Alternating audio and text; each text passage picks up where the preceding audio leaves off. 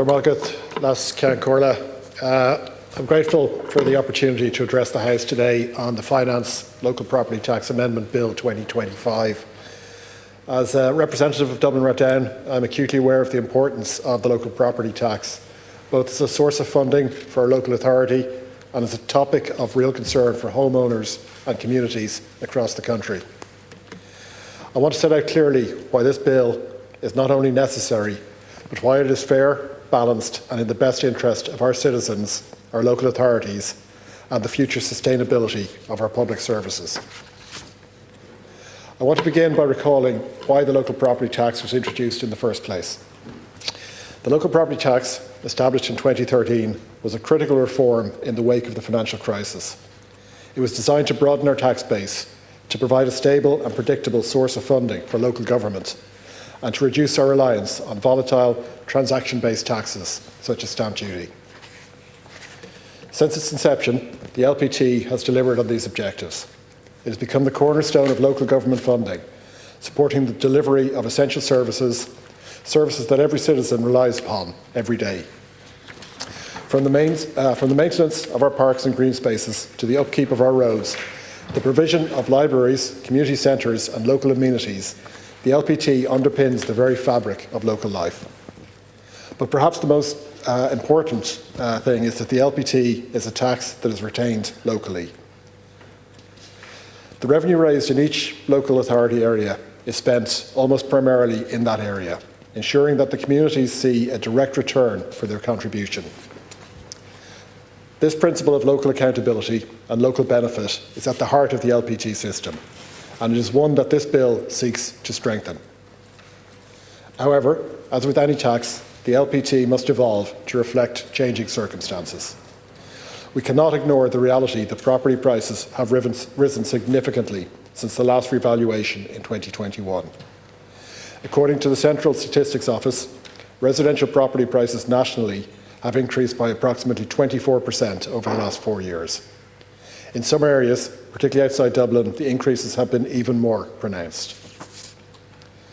Without reform, there would have been a sharp and sudden increase in LPT liabilities for many homeowners, an outcome that would be neither fair nor sustainable. The government has listened to these concerns, has engaged with stakeholders, with local authorities and with the public to ensure that the system remains balanced, equitable and fit for purpose. The Finance Bill 2025 addresses these challenges head-on. The bill contains a number of key provisions, each designed to ensure that the local property tax remains fair, proportionate and sustainable.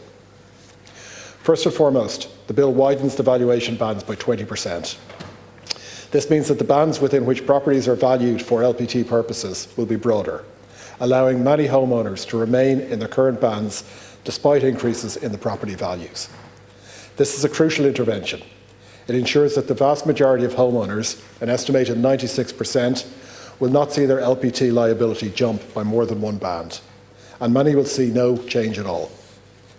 To put this in context, while property prices have risen by about 24%, the widening of the bands combined with a new base rate of 0.0906% means that the average increase in LPT for most homeowners will be limited to less than 5%. For properties valued under 1.26 million, base LPT charges will increase by between 5 and 6%. This is a modest adjustment, one that is in line with property value growth and far less than the headline rate of inflation. For higher value properties, the bill ensures that LPT charges are proportionate to their market value. Properties valued over 2.1 million will be charged on their actual value with progressive rates applied to the different proportions of the property value.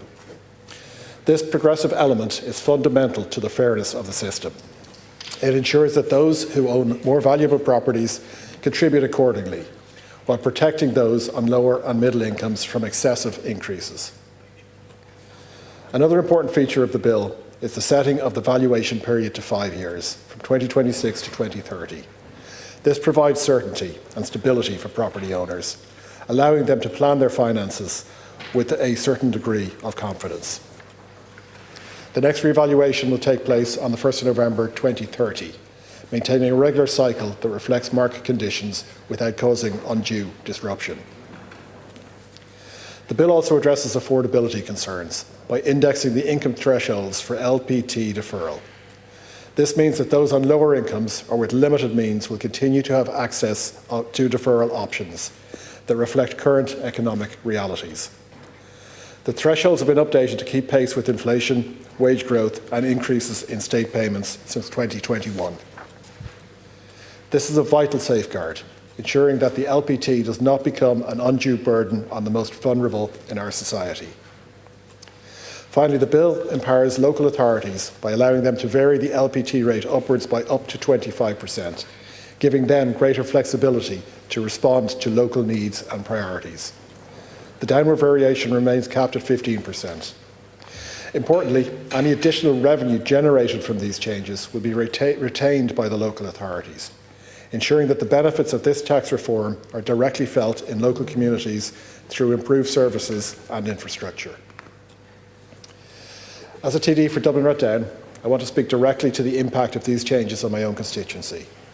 Dublin Rathdown is a vibrant, diverse community, home to families, young professionals, retirees and people from all walks of life. It is an area with a strong sense of community, but also one that faces real challenges, whether in housing, transport or the provision of local amenities. The LPT has played a crucial role in supporting local services in Dublin Rathdown. It has funded the maintenance and enhancement of our parks and playgrounds, supported local sports clubs and enabled the delivery of community initiatives that bring people together.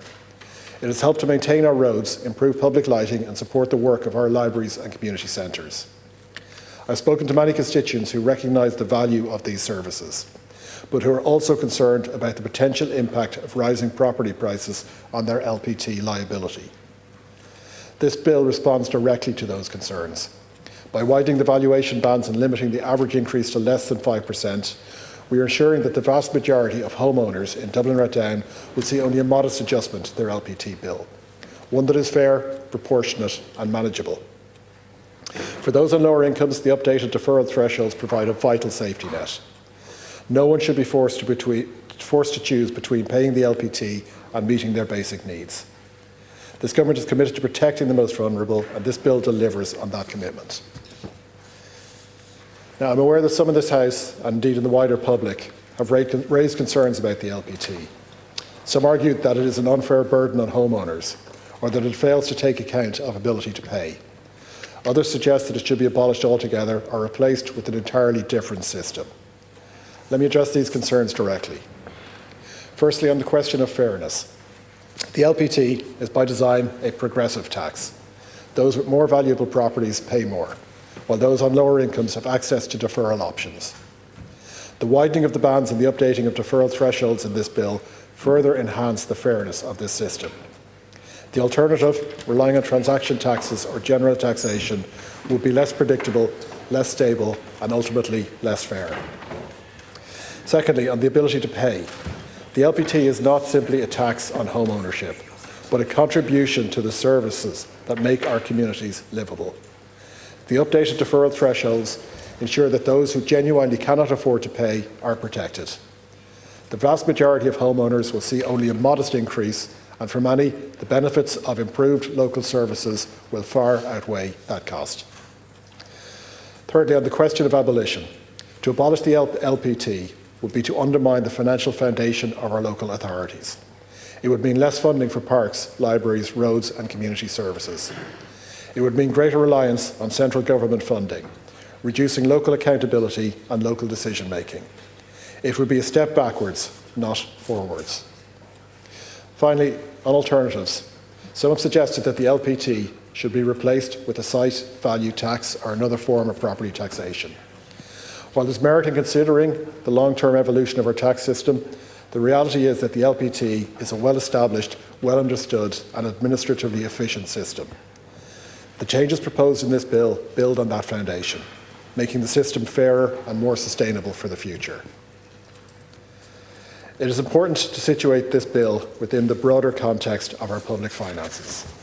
Ireland has made significant progress in recent years in restoring fiscal sustainability, reducing our debt burden and investing in public services. The LPT is a key part of that progress. It provides a stable, predictable source of revenue that supports local initiatives and reduces our resilience on more volatile revenue streams. In a world of increasing uncertainty, whether due to global economic shocks, climate change or demographic change, it is more important than ever that we have a broad, stable tax base. The LPT is an essential part of that base, and this bill ensures that it remains fit for purpose in the years ahead. This bill also delivers on the commitments made in the programme for government. It was promised to ensure fairness and stability in local property tax payments, to retain revenue locally and to protect those on lower incomes. This bill fulfils all of those promises. It is a balanced, responsible and forward-looking piece of legislation that will serve our communities well. In conclusion, I want to return to the fundamental principles that underpin this bill: fairness, stability and local empowerment. In fairness, by widening the valuation bands, updating deferral thresholds and applying progressive rates to higher value properties, we are ensuring that the local property tax remains fair and proportionate. Under stability, by setting a 5-year evaluation period and providing certainty for homeowners, we are ensuring that the system is stable and predictable.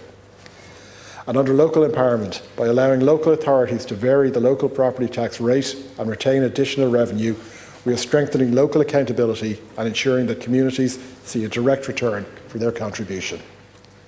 I urge all deputies to support this bill. It is the right thing to do for our homeowners, for our local authorities and for the future of our public services. It is a bill that balances the needs of today with the challenges of tomorrow. It is a bill that delivers for the people of Dublin Rathdown and communities right across Ireland. Let's work together to ensure that the LPT remains a fair, sustainable and effective source of funding for our local authorities. Let's support this bill and in doing so support the future of our communities. Come on, Kurt. Thank you.